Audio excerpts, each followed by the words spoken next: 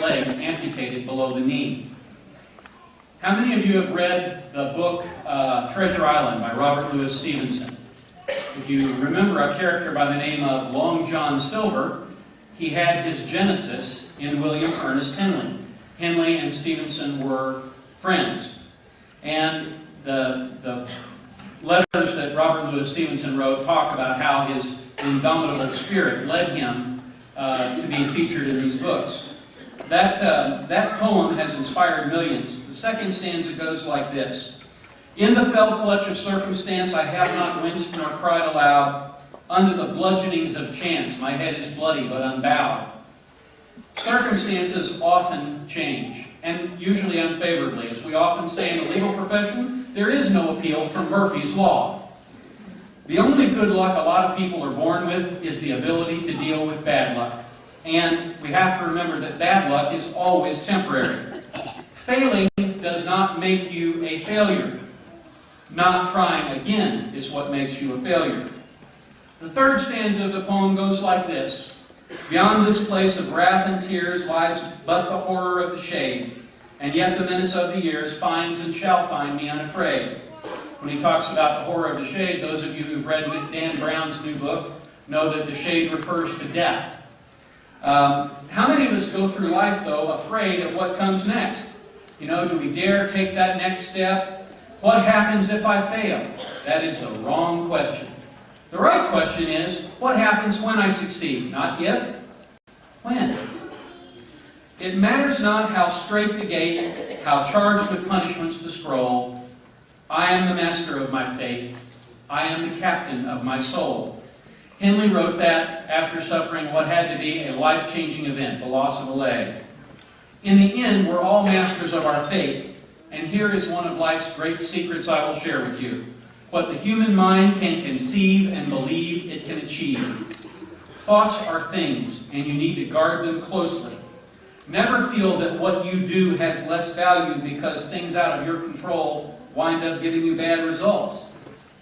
I never understood this before I got into the field of respiratory care, but in health care, you will have a worse batting average than a utility infielder. People come into the hospital sick, and oftentimes they don't leave under their own power.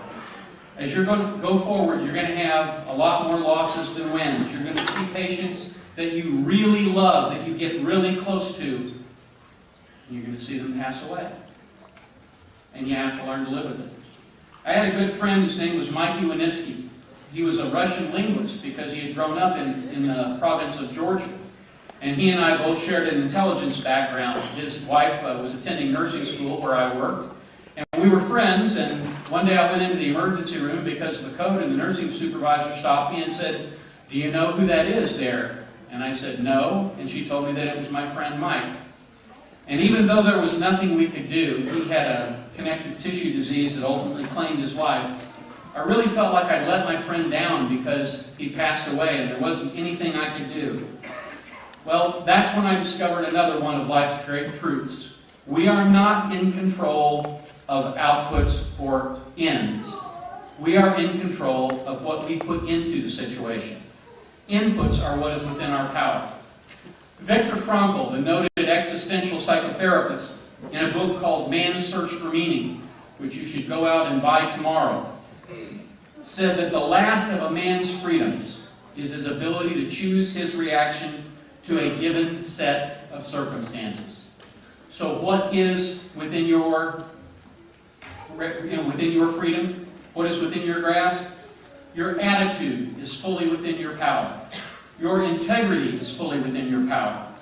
Your effort is fully within your power. And your tenacity is within your power. Your dreams are within your reach, and your success is not only within your power, it's within your grasp. Zig Ziglar, who's a great salesman, used to say that you can have everything in life you want as long as you help enough other people get what they want. And what they want is to get well, and that's what you're there for. But make no mistake about it, as you go through this, as healthcare is changing, you will face adversity, and you will make mistakes. If you run down to Staples on the main road down there and go in and buy a package of pencils, one of the things you'll find is that all the pencils at the end of them have erasers. And the reason why is because everybody makes mistakes. You're going to have regrets. I got a bad decision from the district court today, and I could be really upset about that. But what I do in a situation like that, I've poured a lot of work into that. I just drain the bathtub and move on to the next hurdle. Because, worrying about it doesn't do you any good. Here is something I will tell you that I did that helped me deal with some of the bad things that happen in a hospital and in the healthcare environment. If at the end of the day, somebody in that hospital is feeling better because you were there, then you are a success. Because if you love what you do and feel that it matters, you are a success. If you get up every day with the idea that you get to go to work instead of that you have to go to work, then I have great news for you. You are never going to work a day in your life if what you do is what you love. Now, you are not going to be paid what you're worth. And that's because nobody's paid what they're worth. People are paid what the market will bear. If people were paid what they're worth, high school teachers would make $100,000 a year and they'd get a free stun gun. But you know what? Here's another secret. Money isn't the end of everything. And if you have enough for today, that's really all you need. Because you're not guaranteed tomorrow. You have to live life the same way you'd eat an elephant. How do you eat an elephant? One bite at a time. And that's the way you take life. One day at a time. Surround yourself with positive people.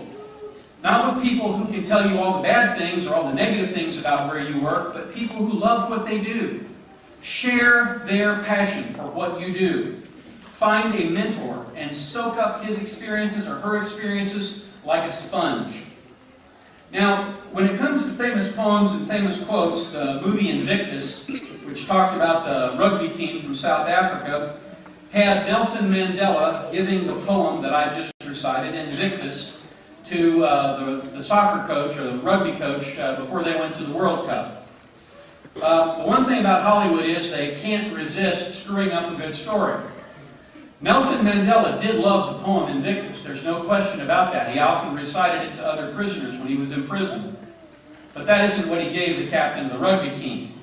What he gave him instead was this quotation from Teddy Roosevelt. And it was from, I think, a speech called Citizenship in a Republic.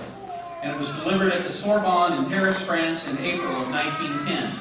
And this is what he said. "It is not the critic who counts, not the man who points out how the strong man stumbles or where the doer of deeds could have done them better. The credit belongs to the man who is actually in the arena, whose face is marred by dust and sweat and blood, who strives valiantly, who errs and who comes short again and again, because there is no effort without error and shortcoming.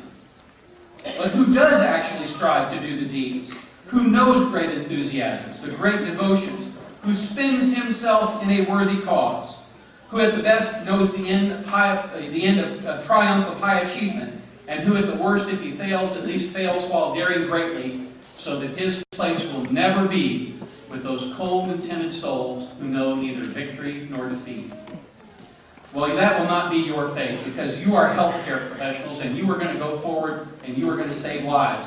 And I'll tell you something, I envy you. To this day, an ambulance does not go by my office that I do not think, wow, I would like to be in the emergency room with a laryngoscope. That probably makes me a little crazy, but that is really how I feel. You are going to be healthcare professionals and you are going to touch lives. You are going to have your baby Brian, like I did. The little boy that I sat up with on December 23rd, 24th, 25th, and 26th one year, 12 hours on and 12 hours off, adjusting a ventilator so that young man would live. And he grew up to be a fine young man. You are going to have patients that will owe their lives to you, literally, each and every one of you. And one day you're going to run up against someone cocky, maybe someone who's a stockbroker or a wealthy business owner, somebody who measures their success in terms of money. And he's going to say to you, "I make $100,000 a year. What do you make?" And here's what you'll tell him. "I make people better. I give smiles to the elderly.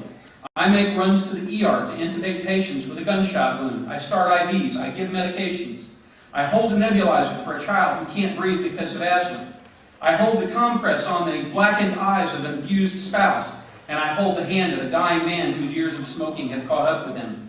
I push down on the chest of the cardiac arrest victim and urge him back to life with a combination of hard work, clinical knowledge, and prayer. I monitor life support equipment. I have my ACLS credentials because sometimes in a hospital, I am 911. I work in a place where patients have diseases that could kill me, and I face that willingly every day. I make life and death decisions every day. I calculate drug dosages. I do cardiac outputs.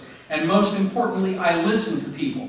I resuscitate babies born with meconium in their lungs, and I take the 2 minutes sometimes to brush away the tears after we lose a 16-year-old girl in the emergency room, only to have my pager send me to the next emergency down the hall. I deal with bodily secretions from every orifice. I'm the person who cleans up urine and feces in the ICU. I make scared patients laugh, and I put up with irate patients, irate doctors, and temperamental bosses. There are never enough IV ports or 15mm adapters. Half the time tubing doesn't fit, equipment sometimes fails, and you can count on the fact that some other professional will have my stethoscope when I need it the most. I replace empty oxygen cylinders, put up with Sidex fumes, elevate beds. I put patients into elevators that are too small for their patient beds. I have adhesive tape that isn't, gloves that don't fit, bad coffee, pagers that go off at lunch, and half-eaten meals in the cafeteria. I have to document everything I do. I get called in for in-service education on my days off. I get coughed on, sneezed on, bled on, spit on, puked on, and frequently I have people show me what they coughed up as if it was a work of art, and I wouldn't trade places with you for all the tea in China. Because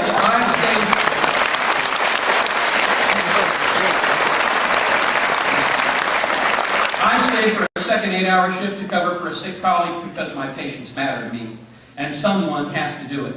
I spend more waking hours with sick people than I do with my own family sometimes. I get called in when there's an emergency, and I get sent home when it's slow. I save lives and I alleviate suffering every day, and in spite of that, my paycheck is probably less than yours. But you want to know what I make? I'll tell you what I make. I make a difference. Go make your school proud. Congratulations.